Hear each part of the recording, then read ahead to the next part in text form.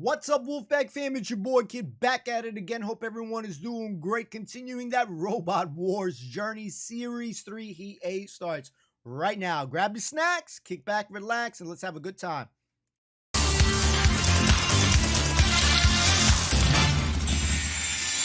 They entered history in the final of the second Robot Wars. Panic Attack, penetrating, powerful, against Cassius, colossal, charismatic, KO'd. Panic Attack were the champions, but as we rev up, slide the gears and oil the pistons for a new series of conflicts, can they defend their Robot Wars crown?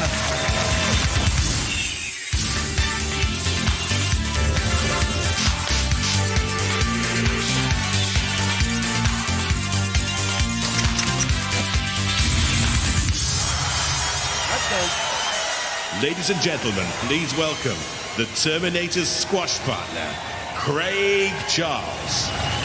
Just when you thought it was safe to go back in the garage, Robot Wars 3, the truce is in tatters. The troops have been rallied and household appliances across the nation have gone missing.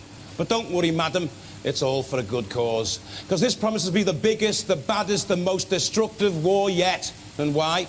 Because these robots were built to fight each other. And who are we to stop them?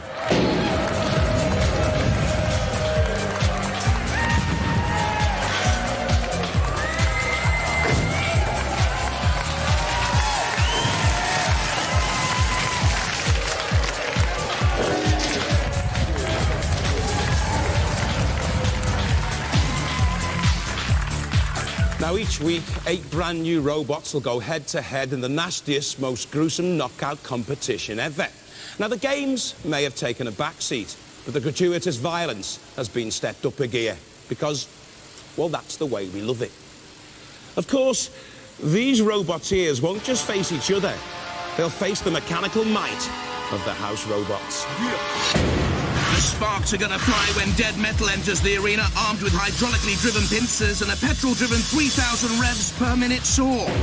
Sergeant Bash is back with new weaponry, hydraulic pincers at the front and that ferocious flamethrower mounted on a 360-degree turret. This war machine's certain to leave all opponents hot under the collar. Shunt, a power-packed robot capable of dragging a fully loaded Land Rover with its hydraulic lift and the ability to cleave all opponents in two with a pneumatically driven diamond edge axe which strikes with over 500 kilograms of pressure per square centimetre. Entering our theatre of war, the matriarch of mayhem, Matilda, with tusks of steel and a chainsaw tail capable of piercing the toughest armour plating and destroying all opponents. Of course, no wars would be complete without the ultimate killing machine, back with better weapons, the big daddy of them all, the mighty Sir Kill-A-Lot.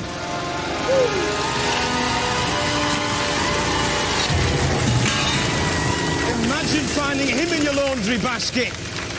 Now, since the last wars, more and more roboteers have been trying to get into the action. And who can blame them? And to prove just how much Robot Wars has grown, yes, she's back as well. Here's Philippa in the pits.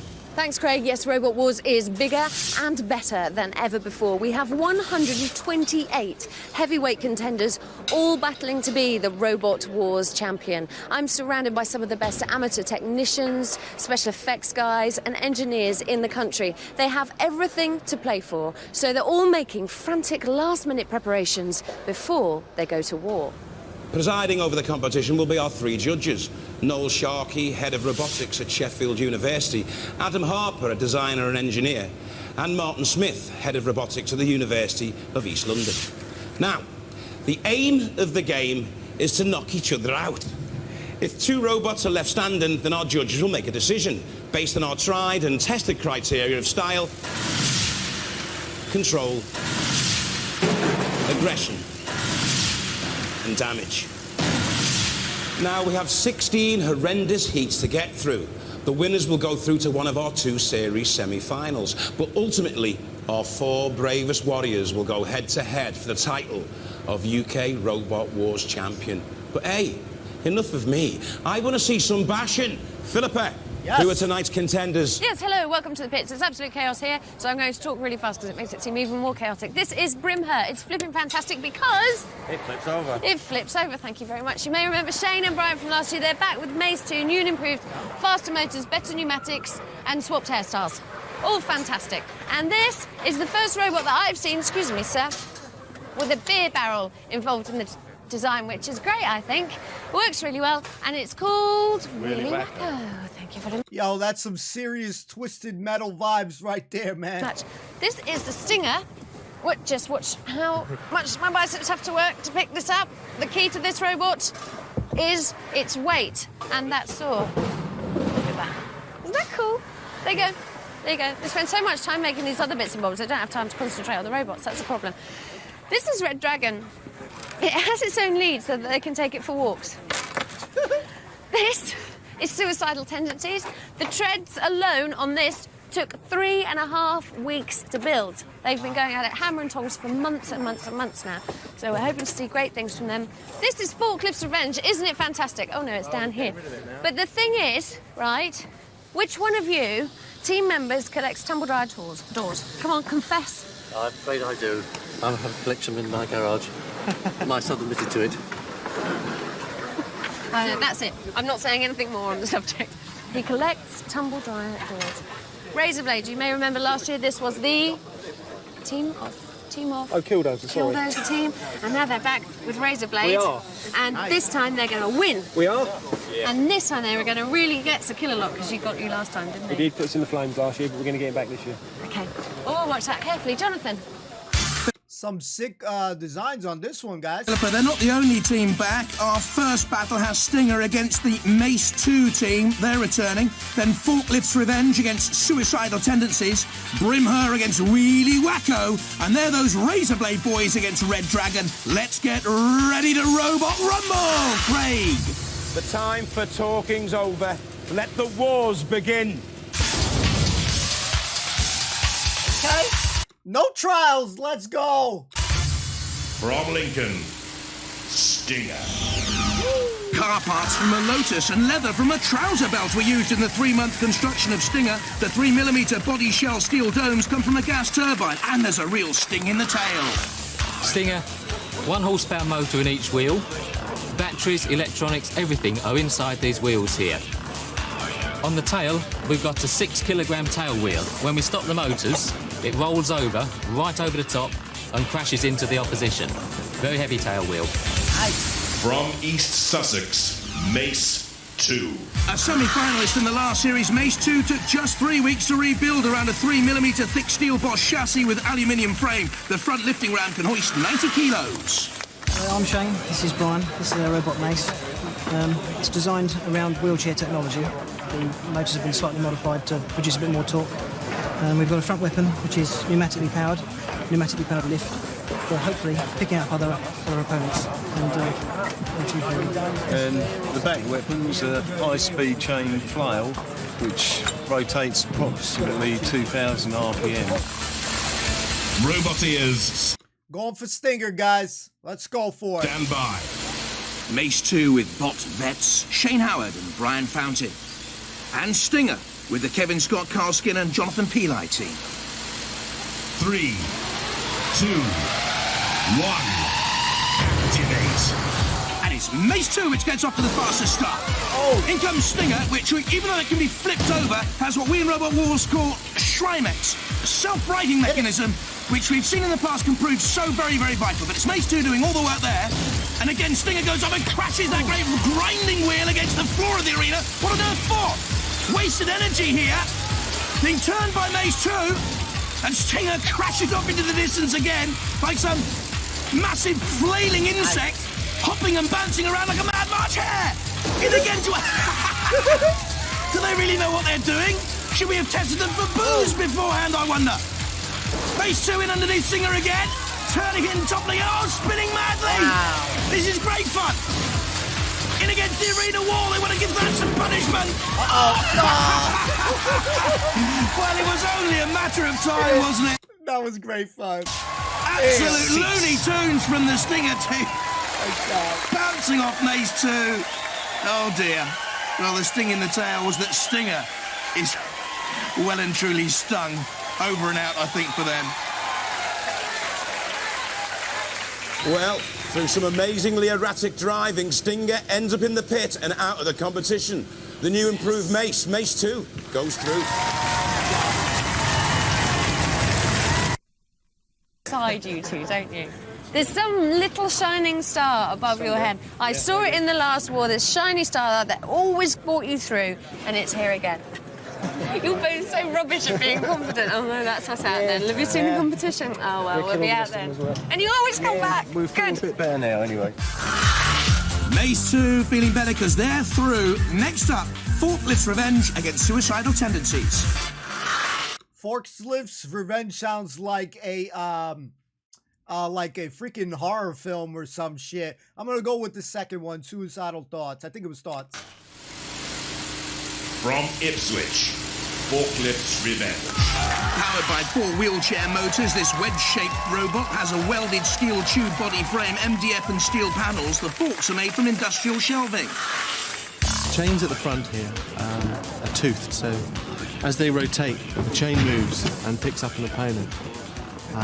This is aided by these front forks, which get underneath an opponent. From Derby, Suicidal Tendencies. Constructed over 8 weeks using model train motors, Suicidal Tendencies also runs on tracks. The team say they're a work of art. The weaponry, a set of milling cutters at the front. Suicidal Tendencies, it's the first entrance to Robot Wars this year. It's a tracked robot, as you can see, with a revolving disc cutter at the front and 2 Bosch motors for the power and the main drive. The tracks, we have 120 links between the two sides, all individually made. Took over 3 weeks to do them. The weapon revolves about 1500 RPM. The spikes hopefully will dig in and flip the opposition up. We've also got a cover on the top which is made from spring steel, so hopefully it's not very easy to penetrate. Robot ears, stand by. Forklift's Revenge, a family team, John Benton, Bob Benton and Andrew Shorter. And Suicidal Tendencies with Andrew Jeffrey, Martin Jeffrey, his brother, and Charles Binns. 3, 2, 1, activate. Suicidal Tendencies making the first manoeuvre, then dodging back. They're the tooth chain drive on Forklift's Revenge, and those 2 mighty forks as well. Suicidal Tendencies having one attack, then thinking twice about committing suicide and turning away. Don't forget, if neither of these robots immobilise at the end, the judges will adjudicate on style, damage control and aggression. And Tendencies the more aggressive so far. Damage there to the arena floor. Picked up on those 2 chain drives of Forklift's Revenge, which is being nudged towards the flame pit here and out towards the arena edge. I don't think the flames will cause many problems to the steel tube body frame of Revenge, but certainly Suicidal Tendencies doing all the work here. Oh, and pushing Forklift up towards the CPZ, the corner patrol zone, and that's a kill, one of the house robots. And if you go into one of those CPZs, you're fair game. Yeah. And this is the mean and moody, menacing Sir Kill-A-Lot. Oh, look at that. This is a mere bauble of toy for Kill-A-Lot. That's rather gruesome. All those weeks' work.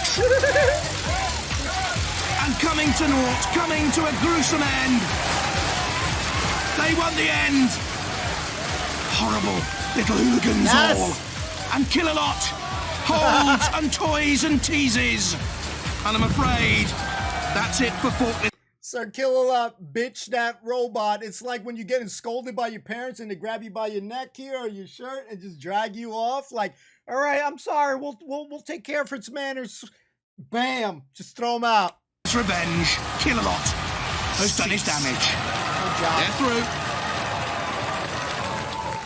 Well, phenomenal driving skills from Suicidal Tendencies. Suddenly, he seems to want to live, and he's through to the next round. It seemed a bit slow at time. I thought we got a bit of problems with the fail-safes putting in, but... With the fail-safes? Yeah. What are they? They stop it moving when the frequency... When something goes wrong. Something goes wrong. Well, you've got a thing in there that stops it moving if everything goes wrong. Unfortunately, yeah. That doesn't make any sense at all to me. If everything goes wrong, you need to be scarfering. Kill-A-Lot helped, but no kamikaze from Suicidal Tendencies. They're through. Next up, Brimher against Wheelie Wacko. From Oldham, Brim Her. Charlton Heston isn't driving. Two 24-volt wheelchair motors do that job. The shell 3mm thick aluminium. The weapon is a hardened steel spike. This is our robot, Brim Her. Inside here we've got a home design electronic system designed by Paul. We've got the batteries and a pneumatic ram for the spike on the front. This is a four-wheel drive system for the control. On the side here we have side cutters for damaging other robots. From Brighton, Wheelie Wacko. My sort of robot. It's built from a beer barrel. Balanced by concrete at the base, the weaponry spikes on a swinging body frame. Costs only £150 to build. I'm John, this is Ray, and this is Lorne, and this is the robot, Wheelie Wacko. And basically, it swings as it strikes another robot or as it stops. And the spikes at the front come down and hit the robot, and then it will self-right itself by balancing. Coolest robot today for me is Wheelie Walk. No, I'm saying these names wrong, but you know which one I'm talking about. I'm going to regret this, but I'm going with the Wheelie. But I also really like the other robot, Brim Her. Roboteers, stand by. Brim Her with work colleagues Mike McKenzie, Paul Mannering and Daniel Hudson. And Wheelie Wacko from Brighton with John Wyatt, Lorne Baker, Raymond Taylor. 3, 2, 1, activate. And a slow and sluggish start. You can see there Sergeant Bash coming away from the CPZ at the top of your picture. I don't know whether you notice he's one of the house robots. Don't forget, they can come into play if one of these competing gladiators goes astray. What a strange-looking beast Wheelie Wacko is. Sort of the wheels you see coming off the back of a lorry sometimes on the side of a motorway. You know that great swinging arm with the spikes on it? 8 miles an hour, though, isn't the quickest in the field. Brim Her can only touch 9 mph. So this is hardly a Grand Prix of Robot Wars. Brim Her nudging Wheelie Wacko against the wall. I wonder if he can get out from there. There's the spike. You can see that there? That's the hardened steel spike. Oh, towards Kill-A-Lot. You don't want to be in there, really. Wheelie Wacky, if they are going to go in there and take on Kill-A-Lot. Oh, and look at this great strength here. Superb driving ability to get away from Kill-A-Lot, who goes off in pursuit and has Wheelie Wacko. The car lift the Brighton machine as Brim Her is on the flame pit. Slowly broiled steel shell. Kill-A-Lot, top of your picture, patrolling, and I think Brim Her is immobilised here. I think the motors must have been burned out on the flame pit. And certainly Mace thinks so too. And look at that mighty axe cleaving through the aluminium body shell. Oh, penetratingly painful. And all now the house robots are in for the kill. And they want it too. The end of Brim Her. Cease. Wow. Well, Brim Her was immobilised. Towards the end, it was like vultures feeding on a carcass. The winner, Wheelie Wacko. I like the polystyrene add-ons. The beer barrel came through. A couple of punches, but we can handle it. Yeah? Both the tyres have been split on the inside rims. Well, if you just have normal kind of tyres, what do you expect, really? You're going to get a puncture in there, if anywhere. Clear off, well done. We'll talk to you soon. And no nicking tyres out of the car park. Because we know who you are. A bit tired and emotional, but Wheelie Wacko through. Next up, Razorblade against Red Dragon. From Cambridge, Razorblade. Made by the Killdozer team from the last series, again powerful, it can pull a Ford Granada and the petrol-powered chainsaw can slice into the dreams of any rival. Hi, my name's Paul, this is Steve, this is Howard, and this is our robot Razorblade. Uses two 24-volt, 750-watt electric motors for power. It's got a hydraulic lift on the front, and it's got a chainsaw on the back. So we lift them up, turn them over, cut them up. If we get a problem with a chainsaw, we also revert to the Crucifix of Doom. We can impale them with that, spike them with that, whatever. From Sunderland, Red Dragon. A beautiful beast, its raw, red, angry colours matched by nasty-looking pneumatic claws. Its scales of steel come from the local scrapyard. Hi, my name's Tom Armstrong. This is my son, Tom. And this is Red Dragon. It's powered by batteries, and it has a CO2 cylinder in that drives this ram here, which allows this to go forward and nip other robots. It also lifts them, and it has a self-rating mechanism here. So when it gets tipped on its side, it can be tipped back again. Love to see a father and son duo. We're going with Razor though, but Red Dragon looks pretty badass too. Roboteers, stand by. Razorblade with Paul Hart, Howard Andrews and Steve Scotcher. And Red Dragon with Tom Armstrong and Tom Armstrong. Good luck. 3, 2, 1, activate. And the Tom team slow to beat the tattoo of their battle drum as Razorblade comes quickly out of the traps then. Red Dragon trying to spin away.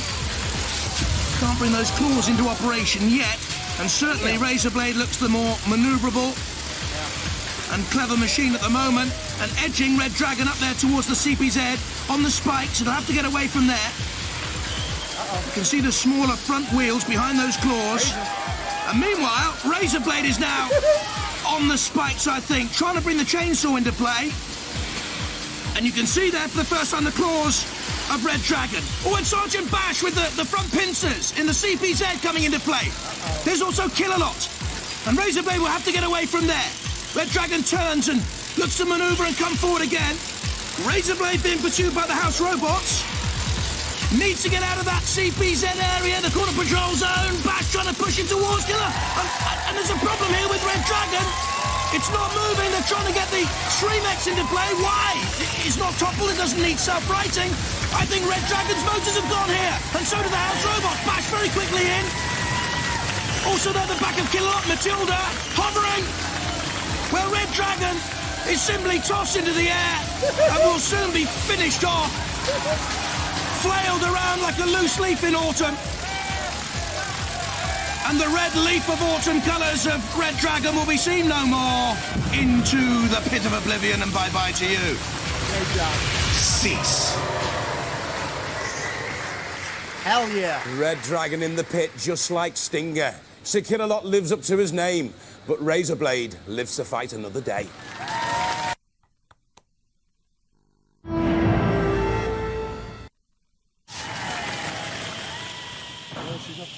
Can you hear that? What's that strange hissing sound? What is it? Is it about to blow? She's about to blow! She's about to blow! Right, I've got one question to ask. And I want you to be honest. Did you win by skill? Yeah, absolutely. Is it any other way? I think a combination of both. All right, fair enough. We'll see you in the next round. Well done, guys. Tense tussle so far. Mace 2, Suicidal Tendencies, Wheelie Whacker and Razorblade through to round 2 of our first heat. Let's give them a little bit of time for repairs, though, and take a breather. Well, not really. It's trials and tribulations of a different kind now. As our competitors are whittled down once more, let's have a time-out. And what better way to relax than with the return of that old arcade favourite, our Pinball Warrior Championship. Each robot has to score as many points as they can by attempting various challenges, from navigating obstacles, knocking down targets, and taking on the house robots. The harder the challenge, the more points awarded. The robot with the highest score at the end of the series will be crowned our Pinball Warrior Champion. Relaxing? You get more rest at a Meatloaf concert. Ah, well, let the trials begin.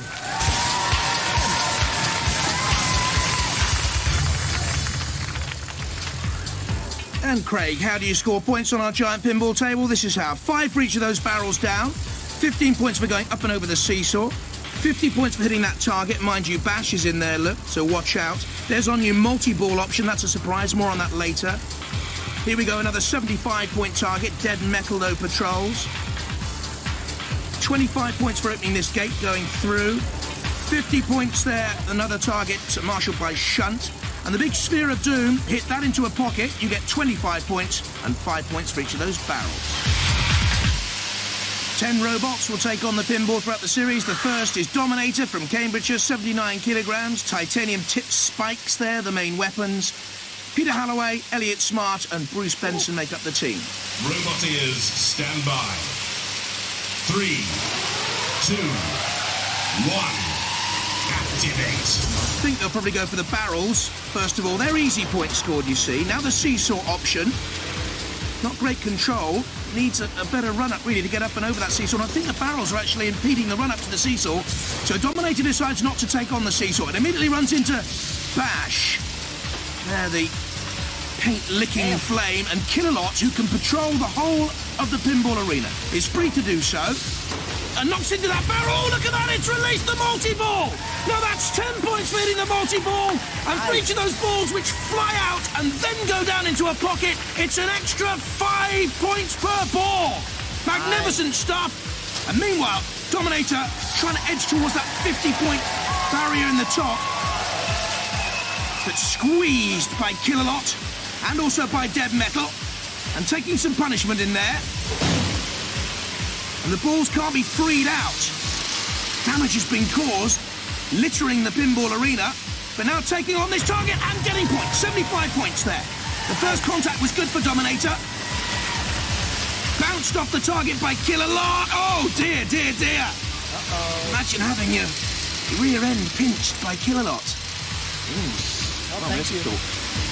Needs to get out of there, Dominator. To get quick points now.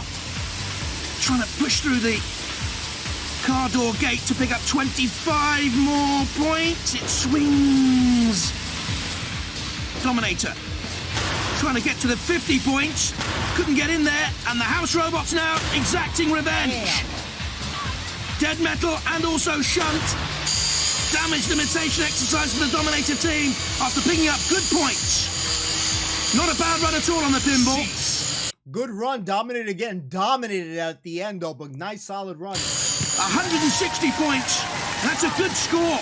They're the barrels early on. That, the crucial barrel. Release the multi-balls.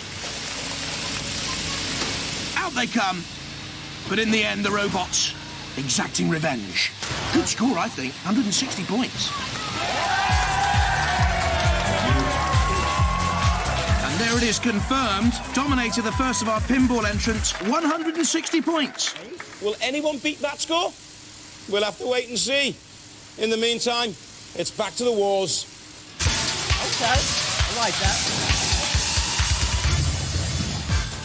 And battling for a place in the heat final, Razorblade against Suicidal Tendencies, but first up, Mace 2 against Wheelie Wacko, and Philippa's with the Wacko boys. Hey guys, how are you feeling before the big match? Confident. Are you? Mace is a pretty mean robot. Yeah, he's been in before as well. They've got experience now. We know they're worried though. They are they? Oh, yeah, they told us. And have they every reason to be worried? Yeah, I think so. They could get punch drunk and end up under the table. I think it's about time we kicked arse and chewed bubblegum. Good! Good, yes, fighting talk. This is the first time I've heard fighting talk from you two. Need more trash talking. Let's go with Mace on this one. Hoisted towards Botswana, home of the robot gods, the two competing teams. Roboteers, stand by. Wheelie Wacko, Tom Wyatt, Lorne Baker, Raymond Taylor. Mace 2 with Shane Howard and Brian Fountain. Shane driving. 3, 2, 1, activate. So here we go, competing for a place in the first heat final.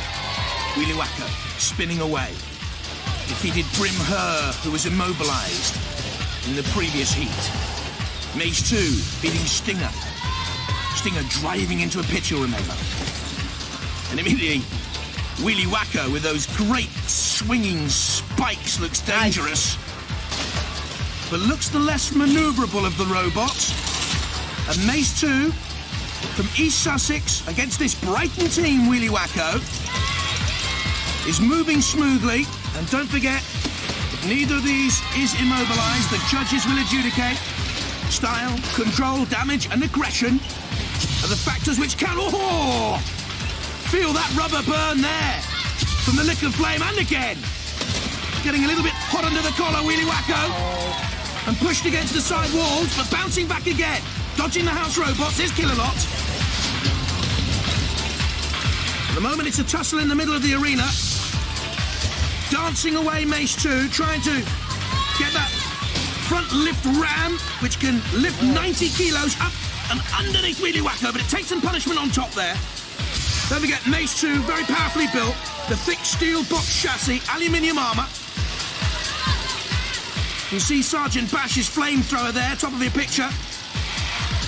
Aggression from Wheelie Wacko as Mace 2 backs away for another charge there. Nice. Comes in trying to flip up Wheelie Wacko. I don't know whether that would be a good tactic anyway. The beer can, at the moment, protecting Wheelie Wacko. Time ticking down. Oh, and can he avoid the pit of oblivion? Heave-ho from Mace 2. The great power! Dismisses Wheelie Wacko. Can he get out of there? No! Doomed in success for Shane Howard and Brian Fountain. They march on. Mace 2, a frantic jig of delight. And Wheelie Wacko can't climb, not even with the aid of Killalot. Oh, what's this? Surely the house robots aren't going to inflict more punishment on Wheelie Wacko. Look at dead metal up there. Wants to get into the thick of things? No! Oh, no! The end for Wheelie Wacko, feeling all rather tired out. God, I love the commentary, guys. Well, Wheelie Wacko gets toasted and pitted. The winner is Mace 2. Come on, lads.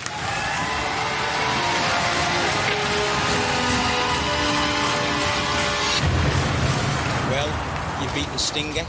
You've beaten Wheelie Wacko. You've been around for a long time, the Mace 2 boys. How do you think the standard of the competition is this year? Pretty damn good. Yeah. Very good. Pretty good, yeah. Well, you think you can go any further? We'll give it a try. Wait and see. Ladies and gentlemen, let's hear it for Mace 2!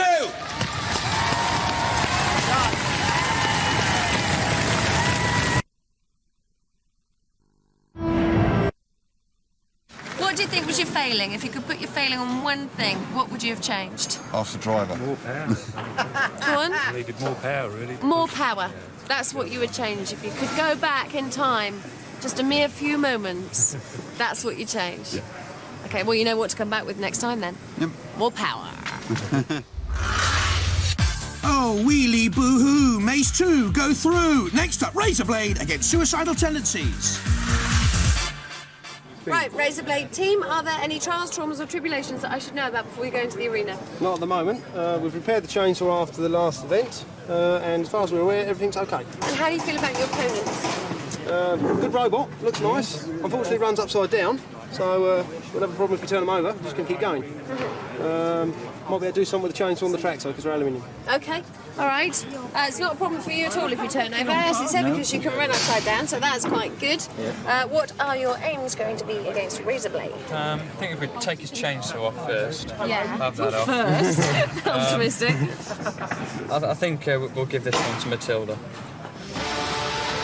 Going with Razor on this one, but let's see what happens. And hoisted to their lofty position for control, the teams from Razorblade and Suicidal Tendencies. Roboteers, stand by. Suicidal Tendencies, Andrew Jeffrey, Martin Jeffrey, his brother, and Charles Binns. And Razorblade with Paul Hart, Howard Andrews and Steve Scotcher, all work colleagues. 3, 2, 1, activate. Just to remind you, Razorblade earlier on got rid of Red Dragon, and Suicidal Tendencies beat Forklifts when Killalot destroyed its enemy. The main weaponry for Razorblade, that hydraulic lift in the front, and of course the chainsaw at the back. Suicidal Tendencies having the milling cutters at the front. There you see them, flashing red on the yellow background. Driven on by those track wheel drives. A work of art, say the team, from Derby. The side motor panel looks to be a little bit vulnerable, I think, on Razorblade. There you can see it there. Oh, and immediately Suicidal Tendencies driving at that side panel. Now, the main shell of Razorblade is aluminium. and the chassis is steel as well, but I think those side panels could be vulnerable. I wonder if the Suicidal boys think so too, and they're driving there at the side panels, causing some damage. Just a little bit of tattered metal, I think, but look at the Suicidal Tendencies team. One of the tracks has gone as it went in on the attack, causing minor damage, it would seem. But you can just see the track grinding to a halt, not fully immobilised. The left track is still grinding slowly away, but certainly its manoeuvrability has been seriously impaired here. And very much Razorblade on top and in control. Trying to edge Suicidal Tendencies towards the pit. Killalot bottom of your picture as well awaits. Razorblade on the charge again. I don't think Suicidal Tendencies can stay away from that pit for long because of the problem with its track. It's only a matter of time, I would have thought. They're trying to lift it up now. Suicidal Tendencies hanging on. Very low ground clearance, only 35 millimetres. The mill cutter's saying, stay away from me, otherwise I'll cause you damage as well. But they're doing a brilliant job. Oh my goodness me! Razorblade has driven itself onto the verge of the pit. What a turn-up this is! Wow. Completely in control, and Razorblade in real problems here now. And Suicidal Tendencies, almost down and out, can suddenly go on and win it. If he can summon enough power to come in on the drive, can it? I think the steering's almost gone. Oh, this is agonising. Killalot trying to flick Razorblade into the pit has actually brought it back to life. Well, well, well. And now Razorblade can come back on the attack. So close, this one. Almost down and out Suicidal Tendencies, and yet still in the fray, and the thick of it too. Can hardly move, look. And this one will go to the judges, I would think. Well, that's all very confusing. We're going to have to go to the judges to make a decision. But while they're making a decision, let's look at some of the key moments from that battle. They'll be marking on style control, damage and aggression. Not really great damage early on. Then they get Suicidal Tendencies lost the manoeuvrability of one of its tracks. There was damage caused to Razorblade, but right at the end, with Suicidal Tendencies almost down and out, this could be crucial, because Razorblade drove itself into the pit. I know Paul Hart and Howard Andrews and Steve Scott will be desperately disappointed, but it was Suicidal Tendencies which got away there, look. And the judges have made the decision. Suicidal Tendencies go through! Whoa. And I was just about to... Oh, man. I mean, I can't disagree with the judges. You know, their decision is final, but... I'm not so sure I'm agreeing with this one, guys. Oh, man. This is going to be an unpopular opinion there, but I still felt like Razor did more work, stopped the track. They did get baited, though, to get into that thing, so maybe that's something heavily weighed on right there. Not happy with it.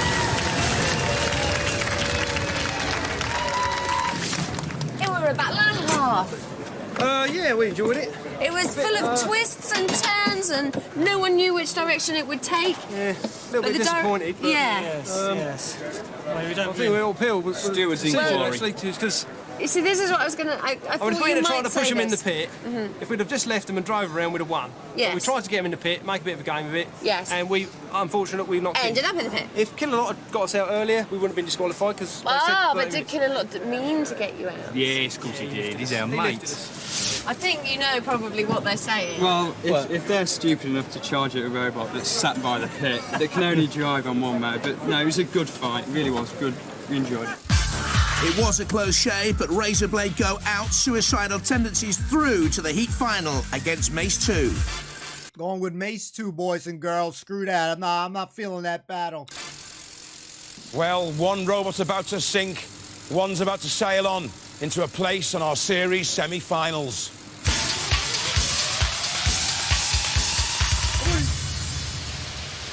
Roboteers, stand by. So it's Suicidal Tendencies, the Derby team, Andrew, Martin and Charles, disposing of forklifts early on. Eventually forklifts disposed of by Killalot, really.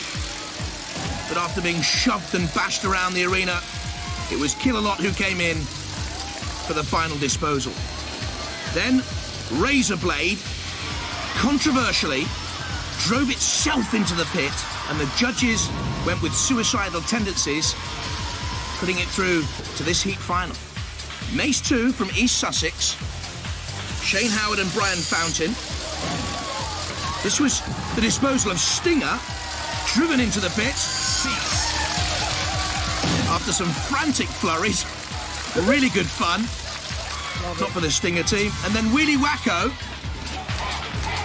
as Shane and Brian took control, dumped again into that self-same pit. 3, 2, 1, activate. So here we go then, for a place in the semi-finals. Some cagey early driving by Suicidal Tendencies.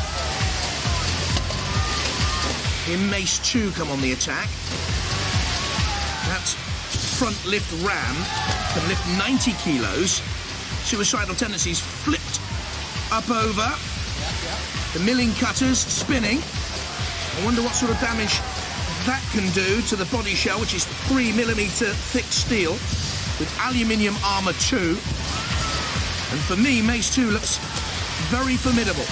A semi-finalist in the last series, rebuilt over 3 weeks by Brian Fountain, who builds model fairground rides out of baby milk tins. How curious. And Shane Howard. Cagey stuff still. Piggyback for Suicidal Tendencies, but again, just easily motoring away there, you see. Orbit into the corner patrol zone and got away very, very speedily. So crucial to get away from the house robots who patrol those areas. Suicidal Tendencies have problems with one of those tracks in the last fight against Razorblade. All the early aggression by Mace 2. Oh dear, and Kill-A-Lot's got him. Yes. And he got away again. Get back to Kill-A-Lot, says Mace 2. Get him. Kill-A-Lot very sluggish.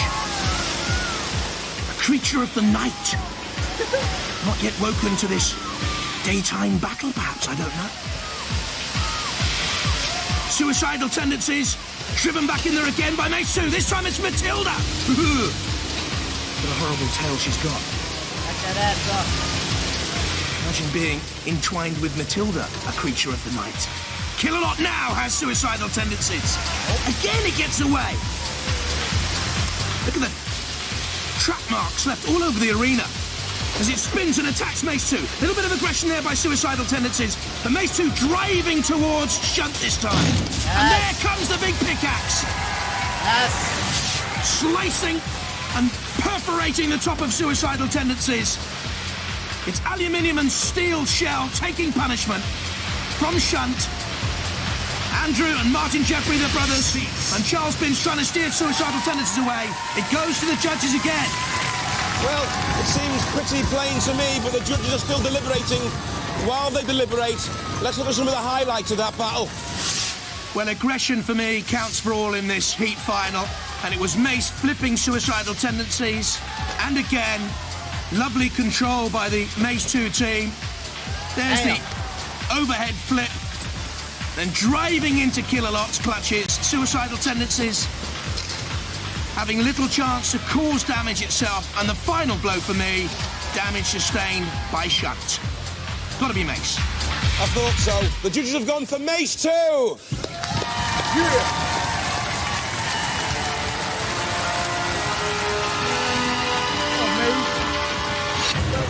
They said they were going to make mincemeat out of you, but they didn't even have a weapon, did they? Yeah, they've got a big chewy thing on the front. Trouble was, though, you kept flipping them over, but that doesn't really make any difference with him, does it? No, it makes their driving a bit more awkward when they're upside down. Does it? Just a little bit. Yeah. So, how far do you think you can go, then? I'd like to say all the way, but I don't think so. We'll give it a best shot anyway. You're not very confident? We're going to give it a best. You're going to give it your best shot? Yeah. Well, we'll see you in the series semi-finals. Give it up for Mace 2! Just do your best, guys. Damn it. Try. The wimps draw lots. The softies draw straws. But the tough draw a line on Robot Wars. Bye-bye.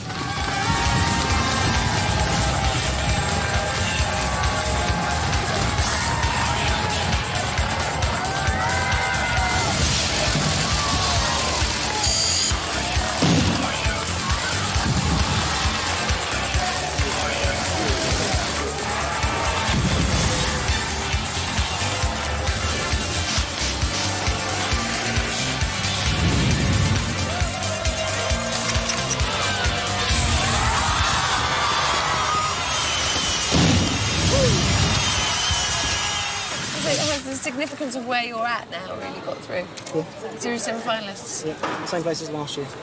We hope to go a little bit better than at least one round more. But we're happy. Good. Got to get a little bit more confidence. Let me see if we can get the list real quick. I'm trying to see if I can find that list, so we can get some of the names all in right. Yeah, right here. Okay, we'll pause that during here so I can at least have the list. All right, so check this out, guys. Some amazing robots on this one. I always love the names behind a lot of ones. As far as like coolest robots, I really did like Wheelie Wacko. I know Wheelie Wacko and Stinger give me these Twisted Metal vibes of Axel. If you guys ever played the PlayStation game Twisted Metal, you'll be familiar with Axel. If not, just do a quick Google search on it. Strong robots here.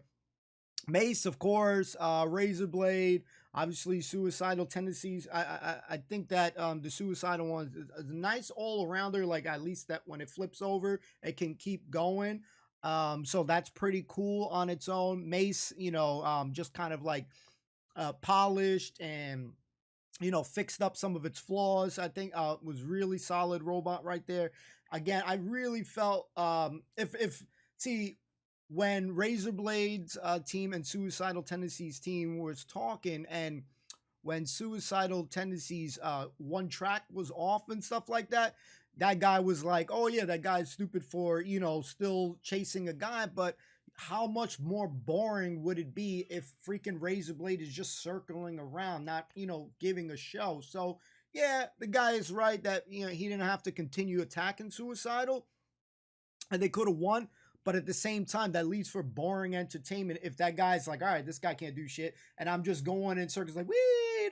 So like, I mean, I don't agree with the judge's decision. I definitely think it would have been a better bout between Mace and Razorblade.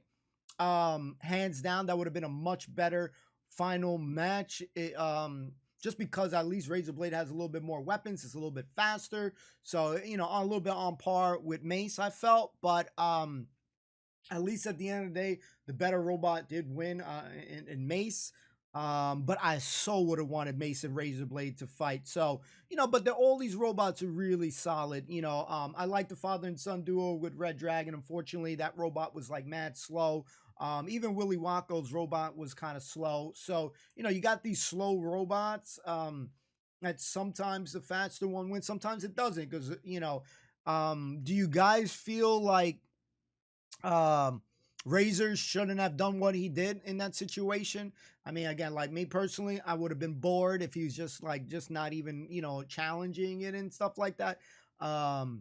It's almost like that they were playing with their food, you know what I mean? So, I like that he challenged it. It didn't go in his favor. So hopefully we'll see him back. We'll keep watching, obviously. But longer show, check. Philippa, check. Great host, check. Less trials for me, check. I love that. My heart, I'm not gonna lie to you guys, when I heard them talk about pinball trial, my heart stopped. I was like, oh shit, I really don't want to watch no trials. And I'm gonna just be honest with you guys. Yeah, it's my least favorite thing, but at least they only showed one. So if it's only like one or two each time, I'm okay with that. That I can stomach. But like if it's like full on trials like before, I'm like, oh god. Part of me is gonna just want to skip it, but we're gonna watch it in its entirety. Don't sweat it. But yeah, my heart was stopping. I was like, please no. So first off, first question, happy with the results. One thing I would also say, I kind of would have liked to hear judges' decision more. I know that Razor's team kind of chimed in very lightly that because they went into the hole, they got disqualified or whatever, but they did say if he got out sooner, he would have been good. So how many seconds can you be in there and get out? Is something I would probably ask if you made it this far. And which one was your favorite robot overall? I think this one was a nice, season 3 kicked off nicely. I just think that less trials, more better. You want to see the bouts, guys. That's what I'm here for. That's the entertainment I'm wanting. So more bouts, I'm happy for that. We get to see really what the robots are built to do. So I'm very impressed. You know, you got all these contestants are very humble and stuff like that. You know, I don't know if we can make it, you know, but it's like, bro, try your best, man. Just, you know, give it a whirl. If you don't make it, so what? You give it your all at least and stuff like that. You know, it's like, I don't know. You know, just try. That's me personally. I don't know. Sometimes I don't want to get into it too much, but sometimes people go for like sympathy and shit. But like, you know, you get a little confidence. You know, I hope that they do well because I think that Mace's group is solid. So, I want to see them go far. That's my hope right now. We got a lot more to go. Got a lot more to cover. So, you know the drill. If you're enjoying the content, please consider leaving a like and or comment. If you haven't subscribed to the channel, please. That helps out the channel. Your choice, of course, but that does help. And turn notifications on, guys, so you can know when we have our reactions go up. So see you next time. Peace and love. And yeah, hasta la vista. Peace.